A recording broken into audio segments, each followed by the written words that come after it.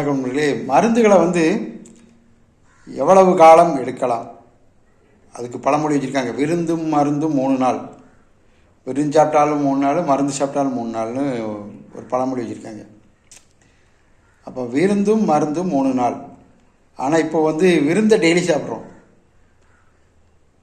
ஏன்னா முன்னால் தீபாவளி பொங்கலுக்கு தான் ஸ்வீட்டை பார்க்கணும், மற்ற நாள் வெறும் கம்மங்கஞ்சி.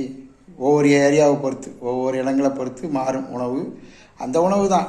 நான் சின்ன பிள்ளையாக இருக்கும்போது சாப்பாடு மட்டும்தான், சோறு தான் 3 வேளை. அப்போது விருந்து உணவு அப்படிங்கிறது என்றைக்காவது ஒரு நாள் இருக்கும். ஆனால் இன்றைக்கி அப்படி கிடையாது, தினசரி விருந்து சாப்பிட்றோம். அப்போ தினசரி மருந்து சாப்பிடணுமா அப்படின்னா அடுப்படி மருந்துகளை தினசரி சாப்பிடணும். அந்த உணவோடு சேர்த்து அடுப்படி மருந்துகளை தினசரி சாப்பிடணும். ஆஸ்பத்திரி மருந்துகளை ஒரு விருந்து மருந்து 3 நாள்னு வச்சுருக்காங்கல்ல, அந்த மாதிரி வச்சுக்கிடணும். அடுப்படி மருந்துகள், மூலிகை மருந்துகள், இயற்கை மருந்துகளை நீங்கள் தினசரி சாப்பிட்லாம். இஞ்சி இருக்குது, சுக்கு இருக்குது, மிளகு இருக்குது, வெள்ளைப்பூடு இருக்குது, நிறையா மருந்துகள். அதெல்லாம் நீங்கள் தினசரி சாப்பிடலாம். ஆனால் ஆஸ்பத்திரி மருந்துகளை கணக்கோடு தான் சாப்பிடணும்.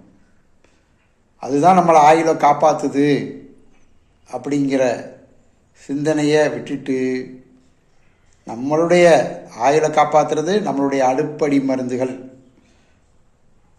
புரிவோம். நன்றி.